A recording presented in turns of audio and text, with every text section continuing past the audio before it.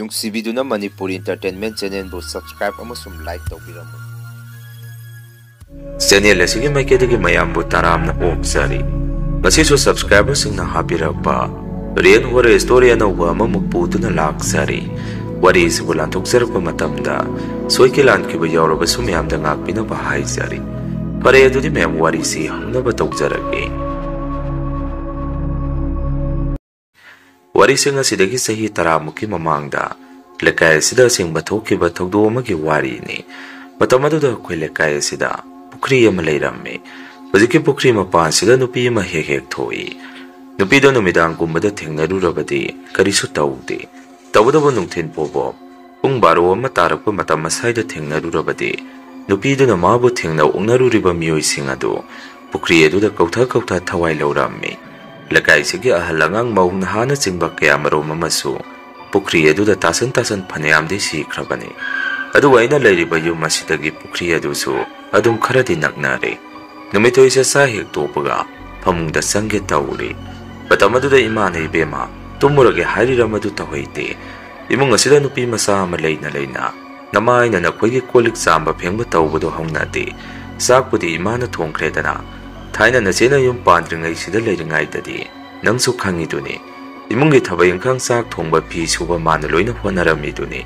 ꯑꯗꯨꯅ ꯅꯪꯁꯨ ꯅꯆꯦꯒꯤ ꯃꯇꯧ ꯇꯝꯃꯨ꯫ ꯅꯆꯦ ꯃꯌꯨꯝ ꯄꯥꯟꯈ꯭ꯔꯕꯅꯤꯅ ꯍꯧꯖꯤꯛꯇꯤ ꯅꯪꯅ ꯏꯃꯨꯡꯒꯤ ꯊꯕꯛ ꯏꯪꯈꯥꯡꯁꯤꯡ ꯑꯁꯤ ꯈꯔ ꯇꯧꯁꯟꯕ ꯐꯩ꯫ ꯂꯥꯛꯑꯣ ꯀꯣꯜꯂꯤꯛꯁꯤꯡ ꯑꯁꯤ ꯈꯔ ꯐꯦꯡꯉꯨ ꯂꯥꯛꯑꯣ꯫ ꯏꯃꯥ ꯍꯌꯦꯡꯒꯤ ꯀꯩꯊꯦꯜ ꯆꯠꯅꯕ ꯑꯩꯁꯨ ꯀꯩꯅꯣ ꯊꯕꯛ ꯏꯪꯈꯥꯡ ꯈꯔ ꯇꯧꯒꯦ ꯂꯥꯛꯑꯣ꯫ ꯗꯗꯥꯅ ꯑꯃꯨꯛ ꯍꯣꯏꯅꯦ ꯏꯃꯥ ꯃꯁꯤꯒꯤ ꯑꯉꯥꯡꯁꯦ ꯇꯟꯁꯨ ꯇꯟꯃꯟꯈ꯭ꯔꯦ꯫ ꯆꯥꯛ ꯍꯦꯛ ꯇꯣꯛꯄꯒ ꯐꯃꯨꯡꯗ ꯆꯪꯉꯒ ꯇꯨꯝꯅꯕꯗ ꯇꯧꯏ꯫ ꯃꯁꯥꯁꯤꯁꯨ ꯅꯣꯏꯕꯗ ꯌꯥꯗ꯭ꯔꯦ꯫ ꯆꯠꯂꯣ ꯏꯃꯥꯅ ꯍꯥꯏꯔꯤꯁꯦ ꯇꯧꯔꯨꯁꯨ꯫ ꯅꯁꯥꯗꯣ ꯈꯔ ꯍꯟꯊꯅꯕ ꯏꯃꯨꯡꯒꯤ ꯊꯕꯛ ꯏꯪꯈꯥꯡ ꯈꯔ ꯇꯧꯁꯜꯂꯨ ꯍꯥꯏꯔꯛꯏ꯫ ꯗꯗꯥꯒ ꯏꯃꯥꯒꯅ ꯑꯗꯨꯝꯅ ꯍꯥꯏꯔꯛꯄꯗꯨꯗ ꯑꯩꯁꯨ ꯃꯕꯥꯅꯤ ꯆꯪꯗꯅ ꯇꯛꯁꯜꯂꯛꯄꯒ ꯈꯣꯏꯗꯧꯁꯦ ꯁꯥꯎꯅꯤꯡꯉꯝꯃꯤ꯫ ꯑꯩꯅꯁꯨ ꯃꯕꯥꯅꯤꯗ ꯁꯨꯝꯅ ꯍꯥꯏꯔꯝꯃꯤ, ꯗꯗꯥ ꯏꯃꯥ ꯅꯨꯃꯤꯗꯥꯡꯗ ꯀꯣꯟ ꯐꯦꯡꯕꯗꯤ ꯑꯩ ꯇꯜꯂꯤ꯫ ꯍꯌꯦꯡꯗꯒꯤ ꯑꯌꯨꯛꯀꯤ ꯆꯥꯛ ꯇꯣꯛꯄꯒꯤ ꯀꯣꯜꯂꯤꯛꯁꯤꯡ ꯑꯗꯣ ꯃꯗꯨ ꯑꯣꯏꯅ ꯑꯩ ꯐꯦꯡꯖꯒꯦ꯫ ꯑꯗꯨꯒ ꯑꯃꯅ ꯑꯩꯈꯣꯏꯒꯤ ꯃꯅꯤꯡꯒꯤ ꯀꯣꯟ ꯐꯦꯡꯐꯝ ꯑꯁꯤꯁꯨ ꯄꯨꯈ꯭ꯔꯤ ꯑꯁꯤꯒ ꯃꯥꯏ ꯍꯦꯛ ꯃꯥꯌꯣꯛꯅꯩꯗꯣ꯫ ꯀꯤꯖꯩ ꯑꯁꯤꯒꯤ ꯄꯨꯈ꯭ꯔꯤ ꯑꯁꯤ ꯉꯔꯥꯡ ꯅꯍꯥꯟꯁꯨ ꯅꯨꯄꯤ ꯑꯃ ꯃꯥꯏꯀꯩ ꯑꯗꯣꯝꯗꯒꯤ ꯀꯞꯄꯤ ꯍꯥꯏꯅꯈꯤꯕꯅꯤ꯫ ꯑꯗꯨꯅ ꯅꯨꯃꯤꯗꯥꯡꯗꯗꯤ ꯑꯩ ꯉꯝꯃꯣꯏ ꯍꯥꯏꯔꯝꯃꯤ꯫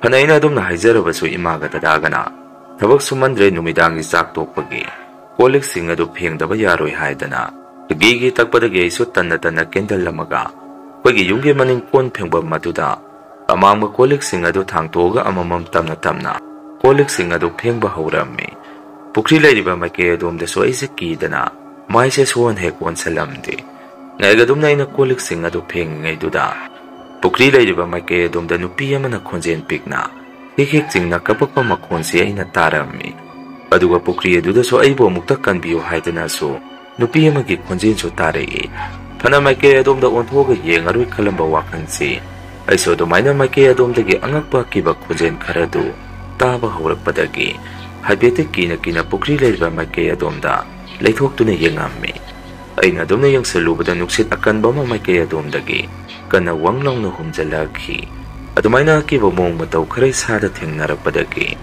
ꯑꯩꯁꯨ ꯈꯨꯠꯁꯦ ꯏꯁꯤꯡ ꯑꯁꯦꯡꯕꯗꯨꯗ ꯍꯥꯏꯐꯦꯠꯇꯪ ꯆꯨꯞ ꯂꯥꯎꯅ ꯂꯨꯞꯊꯣꯛꯑꯝꯃꯒ ꯀꯣꯜꯂꯤꯛꯁꯤꯡ ꯑꯗꯨ ꯍꯨꯟꯇꯣꯛꯑꯝꯃꯒ ꯏꯃꯨꯡꯗ ꯄ꯭ꯔꯞ ꯄꯥꯈꯠꯅ ꯆꯦꯟꯁꯤꯜꯂꯛꯏ꯫ ꯗꯗꯥꯁꯨ ꯂꯣꯛ ꯊꯨꯡꯕꯒꯤ ꯇꯨꯝꯃꯝꯗꯥꯏ ꯒꯨꯂꯤ ꯆꯥꯅꯕ ꯏꯁꯤꯡ ꯂꯧꯕ ꯆꯥꯛꯈꯨꯝꯗ ꯆꯪꯉꯛꯏ꯫ ꯑꯩꯅ ꯄꯥꯈꯠꯅ ꯆꯪꯁꯜꯂꯛꯄꯗꯨꯗ ꯗꯗꯥꯅ ꯀꯩꯗꯧꯔꯒꯦ ꯀꯔꯤ ꯑꯃꯨꯛ ꯊꯦꯡꯅꯔꯒꯦ ꯍꯪꯉꯛꯏ꯫ ꯃꯗꯨꯗ ꯑꯩꯅ ꯏꯁꯥꯁꯦ ꯄꯥꯈꯠ ꯗꯗꯥ ꯑꯩꯅ ꯍꯥꯏꯗ꯭ꯔꯣ ꯅꯨꯃꯤꯗꯥꯡ ꯀꯣꯟ ꯐꯦꯡꯕ ꯇꯜꯂꯤ ꯍꯥꯏꯗꯅ ꯍꯧꯖꯤꯛ ꯃꯄꯥꯟꯗ ꯀꯣꯟ ꯐꯦꯡꯉꯤꯉꯩ ꯄꯨꯈ꯭ꯔꯤ ꯃꯄꯥꯟ ꯑꯗꯣꯝꯗꯒꯤ ꯅꯨꯄꯤ ꯑꯃ ꯀꯞꯄꯛꯏ꯫ ꯑꯗꯨꯒ ꯑꯁꯨꯝꯅꯁꯨ ꯍꯥꯏ, ꯑꯩꯕꯨ ꯑꯃꯨꯛꯇ ꯀꯟꯕꯤꯌꯨꯅꯁꯨ ꯀꯞꯄꯤ꯫ ꯑꯩ ꯉꯝꯃꯣꯏ ꯑꯃꯥꯡꯕ ꯀꯣꯜꯂꯤꯛꯁꯤꯡ ꯑꯁꯤ ꯈꯔꯗꯤ ꯐꯦꯡꯕ ꯍꯧꯔꯝꯃꯕꯅꯤ꯫ ꯏꯃꯥ ꯐꯦꯡꯍꯟꯒꯦꯒ ꯐꯦꯡꯍꯜꯂꯣ ꯑꯩ ꯀꯤꯔꯦ ꯉꯝꯃꯔꯣꯏ ꯍꯥꯏꯔꯝꯃꯤ꯫ ꯗꯗꯥꯁꯨ ꯑꯩꯒꯤ ꯋꯥꯐꯝ ꯑꯗꯨꯗ ꯇꯨꯃꯤꯟꯅ ꯃꯨꯟꯅ ꯇꯥꯔꯒ ꯂꯩ꯫ ꯏꯃꯥꯁꯨ ꯑꯃꯨꯛ ꯆꯥꯛꯈꯨꯝꯗ ꯀꯩꯗꯧꯅꯔꯒꯦꯅꯦ ꯅꯣꯏꯕꯣ ꯁꯨꯝꯅ ꯏꯃꯥꯁꯨ ꯆꯪꯉꯛꯏ꯫ ꯃꯗꯨꯗ ꯗꯗꯥꯅ ꯏꯃꯥ ꯏꯕꯦꯝꯃꯅ ꯍꯥꯏꯕꯗ ꯃꯥꯅ ꯍꯧꯖꯤꯛ ꯃꯅꯤꯡꯗ ꯀꯣꯜꯂꯤꯛ ꯐꯦꯡꯉꯤꯉꯩ ꯄꯨꯈ꯭ꯔꯤ ꯂꯩꯔꯤꯕ ꯃꯥꯏꯀꯩ ꯑꯁꯣꯝꯗ ꯅꯨꯄꯤ ꯑꯃꯅ ꯀꯞꯄꯛꯏ ꯍꯥꯏ꯫ ꯑꯗꯨꯅ ꯀꯤꯔꯦ ꯉꯝꯃꯔꯣꯏ ꯍꯥꯏꯗꯅ ꯄꯥꯈꯠꯅ ꯆꯦꯟꯁꯜꯂꯛꯏ ꯍꯥꯏꯔꯝꯃꯤ꯫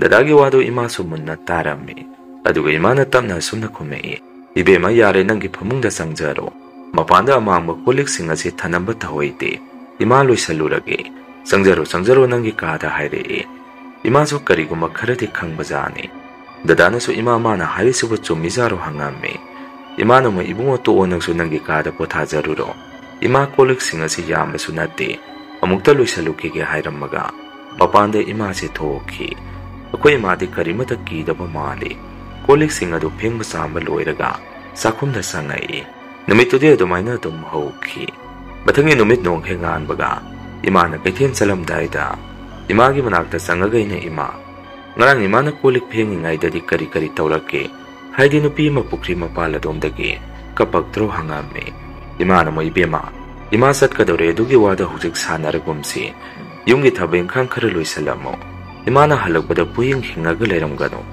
ima sale phajana lehoro asumna hairamaga ima di kai thenda dum chat khare aisu ngarang gi thawdo dudagi sada dum kithekirum tawraga leirame numito ese dum akoi dada thabak sakraga Saklam ding hek tumuraga hogalaga sakto sarage haidana aiseng hek phamungda sangaga tumtharami adumaina aiseng hek tumsalubaduda isada karigumba man inam namamme haide aise gyandi taraga mikap thopase yamna warame adubo isu ngamjabi upai ma tawraga tummase yamna wana mikap thorei gyan hek tarapoge isase pa hek pa khalame aduwa thangnaba pukri leiriba maike domdagisu mi kharasu langba makhonse tarei ngayagese phamungda phamaga wakhalama sum tawrami imana di haibani tomda nungthinda pungtumda tumsangano tumningaga su imungi mi ama halaga tumu haibani aduga kaidawraba janu pukri lairiba make adomdagi mi yamna langisibo ayimukta thoga yengukhige sumna ise maning thong adu hangtoga kana kaidawnaraba janu haidana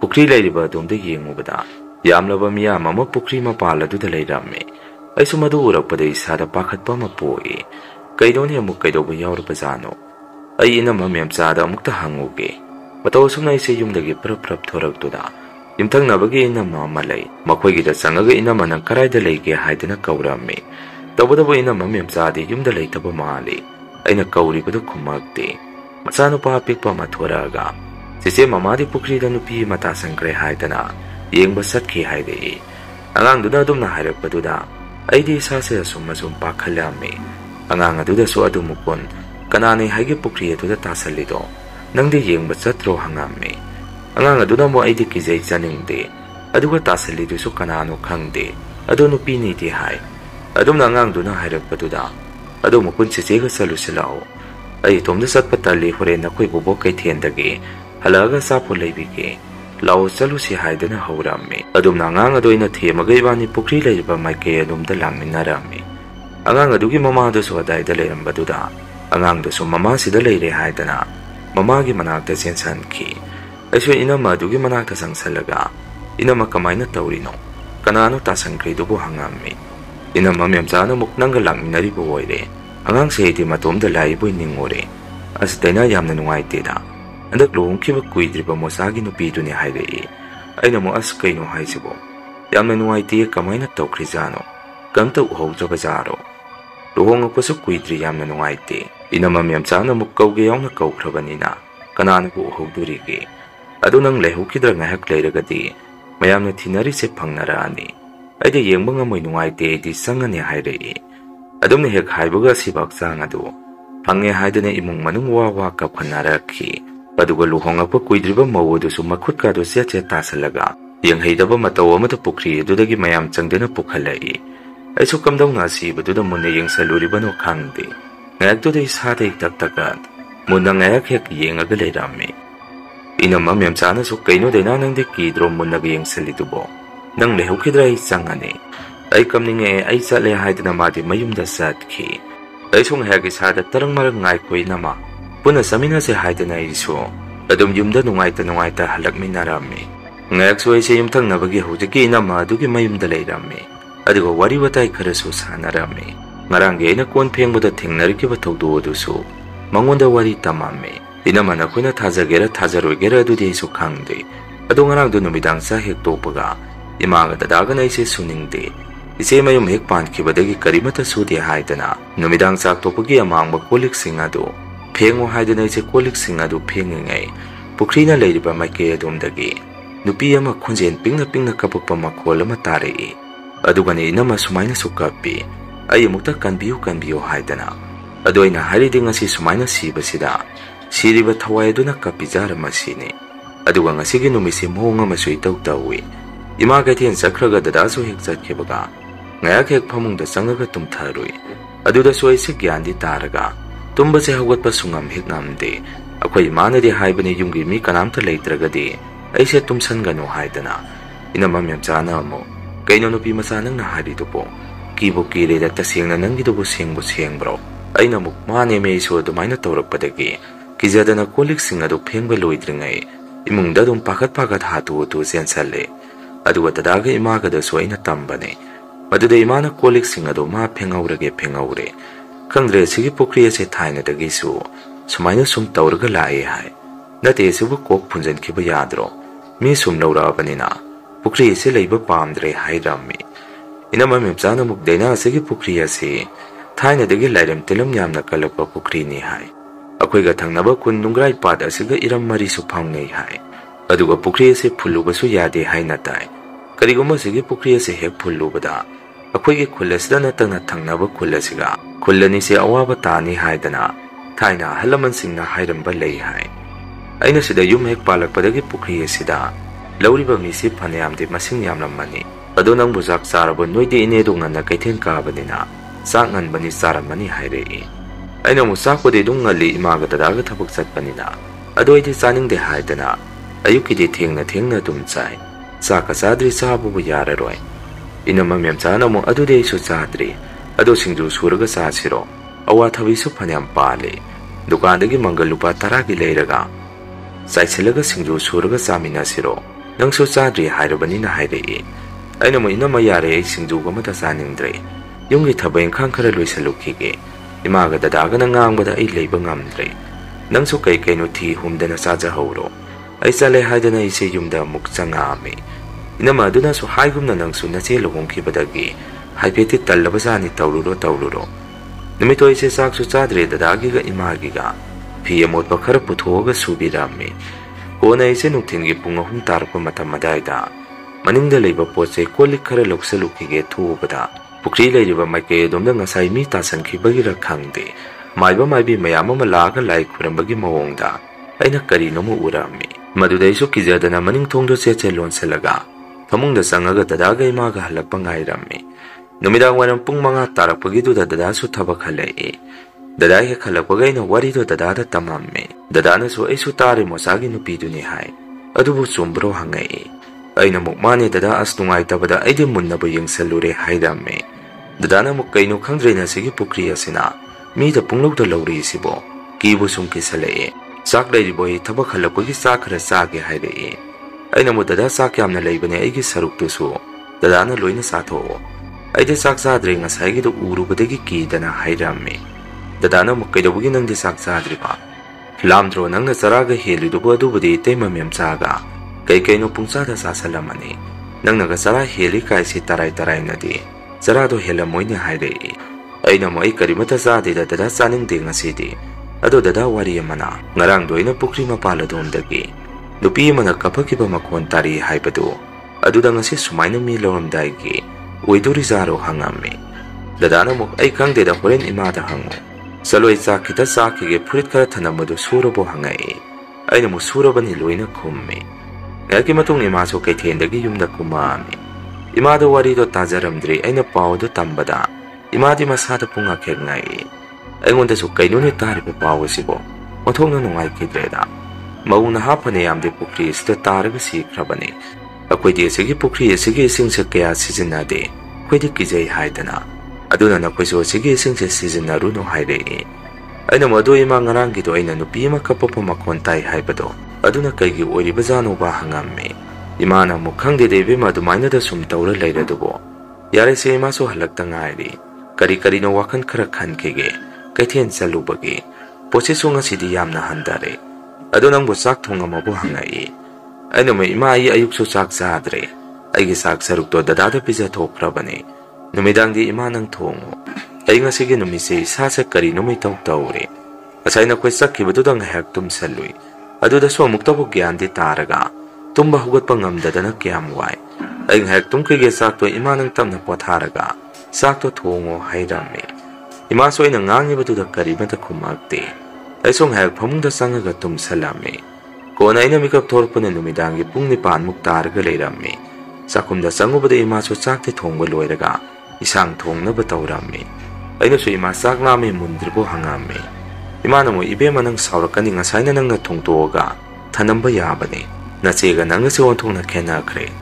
Salo ising khara soglo haire. Adamaina ima gaiga se sakhunda leiminaringai. Pukriduna leiriba maike adomdagi. Nupi mana hekta mata moi songna. O khongna kapakpa makhonse tare. Aide makhol ado tarpade ima kaino sidi hangami. Ima so ngahak tumina lei. Aduga makhol ado tarpa matung. Ima ipe masidi haure edana. Ibungo sida mukta sango haidana. Ima na dada se kauksalami. Dada so ima kaidorage haidana sakumda sensalei. Maduda ima na makhol se tau. Karino sidi hangami. Dada so makhol ado ngahak taraga. Mina to sidi mina kapamali. Masay makoy mi laikidabaduda sum pukri mapala saida. Imong manung na kapa oirini haire. Ima na mo ibungo sige makhonsi. Ima sapsana khangba ngami. Masi mi nati mi mante. Ima swasay sida yung palagtana lairi isi. Sahi panadi yamlabani. Saida tawriwa mong mataw pukri sige mong mataw. Ima loy na khangi. Masi mi nati. Asiwa thaway na kapagpani haire. Ima na dum na mukhayjalakpaduday di kayda hairuni. Kibada mit na aga se sap yungami. Ngayaga dum na nupido nungayta na kapamaga. Amuk kapado lepki. Ima na sunga na tumhora si nga sidi mong marila mataroy duri. Ibe masak thiba si nang suyaw sa loo. Ngasay saksade haydane na sasolak kani. Sentum naga marangkay da baga. Lao saksa thong nabat tawra si hayde. Ima na dum na harakpadagi sakto thidoga koy si. Ngata na sakto sa thuwami. Sa hektopaga ima na lukhak sa gumdo hatuwa tuloy sa laga. Maningda kolik sing adu phengo na puputhoki. Maduda dadana ima isu thoru ura hangami. Maduda ima na yarani thora anu hayde. Aisu kida na pamungda dum change. Ima su kolik sing adu phengba loiraga. Ngayak phamamaga pamungda tumnaba sangkhre.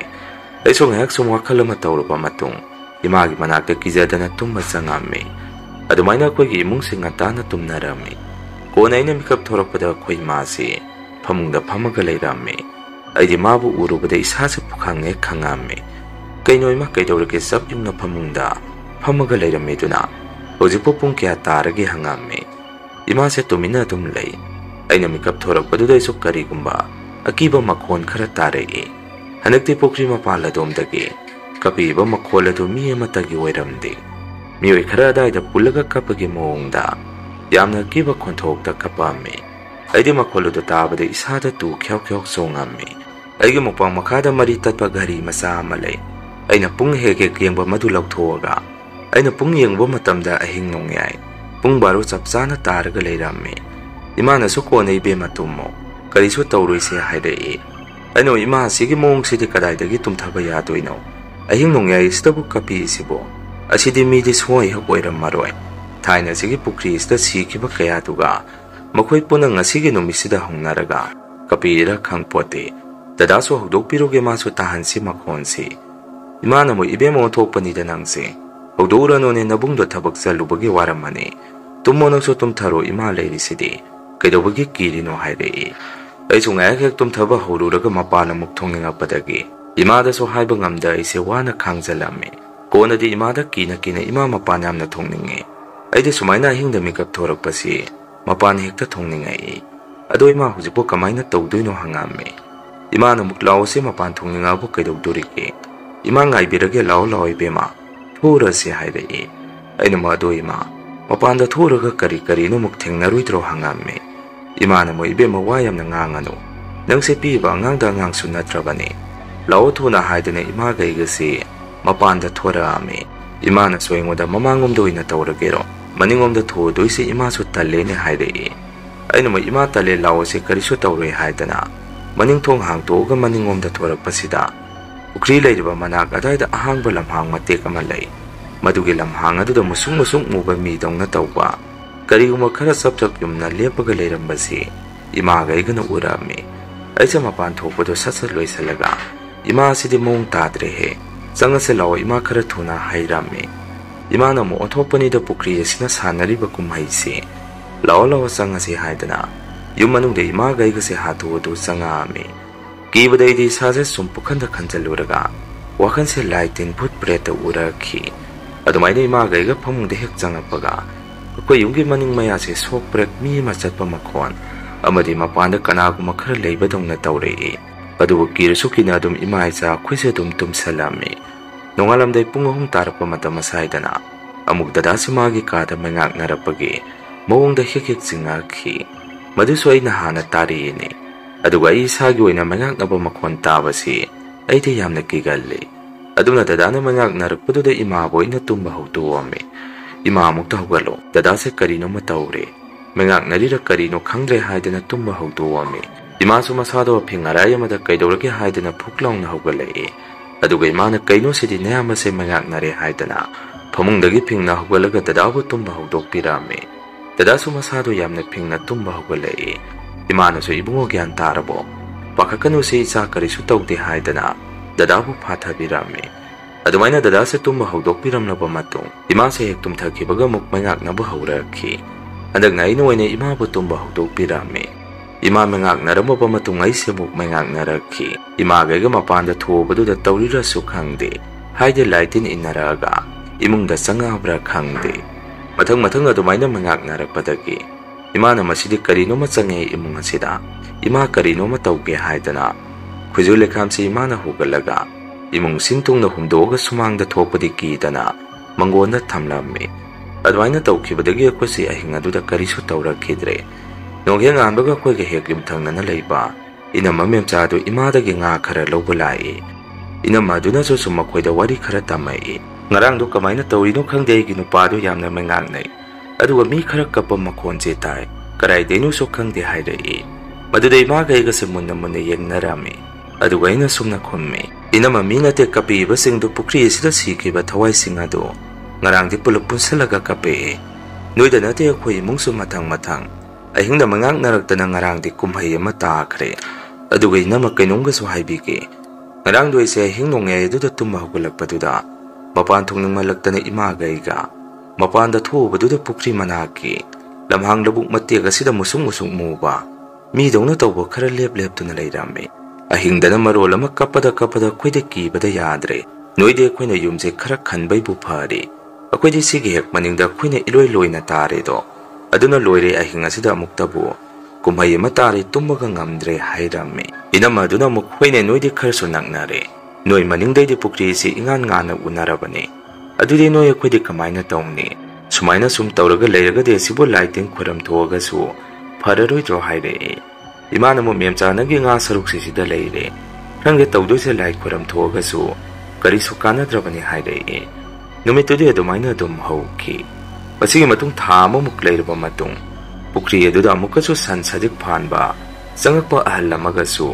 pukri eduda tasalaga sirame handakti ahal aduna sikibaduda daida leirba yum singsi asuki matik tamnarame numidangda da natana nungtin pobopta su tamnarame numito mahausa kum dada ima makoidi thabak loina sathong nakre aidi kijadana adumaina tamnare hairakpaduda yumthangnaba inama memcha hoigi dada ima halakdri phau aidi makoiga leiminarame inama memchana su taina ngarang di sikiba ahalladu nakoi tamchana thengnei haine mana thabak halakpada pukri mapangi nasik makong maraga sida tumina ahalladu gi mong matawda ungaga phamaga leiba ui hai aduga mana ngarang se pukri asidagi mi kapa makhon su yamna tai noidi ngarang di karimata tadrabo hangai aina mo inama ngarang di nganna tungkhibaira kaino khangde kari su tadre ado khoida mukta sangminaru se hore numidangi insang do khara mukta semtoga tamauge dadana maiden thongamo hairame lawaina ma khoigi dang hekta sangminaru si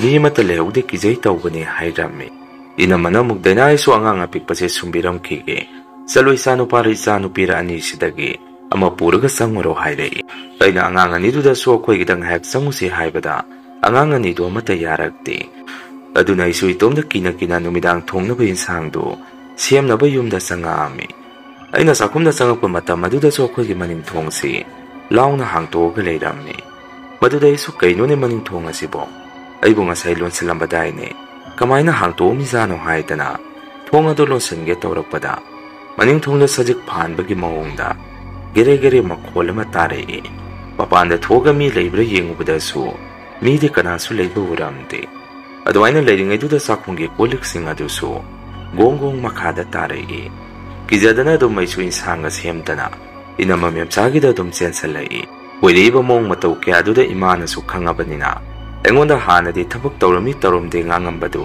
ꯀꯔꯤꯁꯨ ꯍꯥꯏꯔꯛꯈꯤꯗꯦ꯫ ꯑꯩꯅꯁꯨ ꯏꯃꯥꯗ ꯀꯤꯔꯦ ꯏꯇꯣꯝꯇ ꯂꯩꯕ ꯍꯥꯏꯕꯗꯨꯗ ꯏꯃꯥꯁꯨ ꯃꯇꯝ ꯈꯔꯗꯤ ꯀꯩꯊꯦꯜ ꯆꯠꯄ ꯂꯦꯞꯄꯝꯃꯤ꯫ ꯄꯨꯈ꯭ꯔꯤ ꯑꯗꯨꯁꯨ ꯑꯗꯨꯃꯥꯏꯅ ꯁꯨꯝ ꯃꯤ ꯀꯧꯔꯛꯄꯗꯨꯗ ꯀꯣꯟꯅꯗꯤ ꯄꯨꯈ꯭ꯔꯤ ꯃꯆꯥ ꯑꯃꯒ ꯃꯅꯥꯛ ꯑꯗꯥꯏꯗ ꯇꯧꯔꯒ ꯊꯝꯁꯤ, ꯑꯗꯨꯒ ꯃꯗꯨꯒꯤ ꯄꯨꯈ꯭ꯔꯤ ꯃꯆꯥ ꯑꯗꯨꯒꯤ ꯏꯁꯤꯡꯗꯨ ꯁꯣꯛꯎ ꯊꯦꯡꯉꯨ, ꯄꯨꯈ꯭ꯔꯤ ꯑꯆꯧꯕ ꯑꯁꯤꯗꯒꯤ ꯑꯗꯨꯝ ꯁꯤꯖꯤꯟꯅꯧ ꯍꯥꯏꯗꯅ ꯃꯥꯏꯕ ꯃꯥꯏꯕꯤ ꯀꯌꯥꯅ ꯂꯥꯏ ꯈꯨꯔꯝꯊꯣꯛꯈꯤꯕꯗꯒꯤ ꯀꯥ ꯍꯦꯟꯅꯗꯤ ꯃꯈꯥ ꯇꯥꯅꯗꯤ ꯀꯔꯤꯁꯨ ꯇꯧꯔꯛꯈꯤꯗ꯭ꯔꯦ꯫ ꯍꯧꯖꯤꯛꯇꯤ ꯑꯩꯁꯨ ꯊꯪꯅꯕ ꯈꯨꯟꯗ ꯌꯨꯝ ꯄꯥꯟꯖꯔꯛꯑꯦ꯫ ꯍꯧꯈꯤꯕ ꯊꯧꯗꯣꯛ ꯑꯗꯨꯒꯤ ꯋꯥꯔꯤꯗꯨ ꯁꯨꯝ ꯃꯌꯥꯝꯗ ꯇꯥꯍꯟꯖꯕꯅꯤ꯫ ꯃꯁꯤꯅꯤ ꯃꯌꯥꯝ ꯉꯁꯤꯒꯤ ꯔꯤꯑꯦꯟ ꯍꯣꯔꯔ ꯁ꯭ꯇꯣꯔꯤ꯫ ꯃꯊꯪꯒꯤ ꯋꯥꯔꯤ ꯊꯥꯒꯠꯂꯛꯄꯗ ꯃꯌꯥꯝ ꯄꯨꯟꯅꯃꯨꯛ ꯊꯦꯡꯅꯔꯁꯤ꯫ ꯃꯁꯤꯒꯤꯗꯤ ꯃꯌꯥꯝꯗꯒꯤ ꯀꯥꯏꯅꯅꯕ ꯕꯤꯗꯥꯏ ꯂꯧꯖꯔꯤ꯫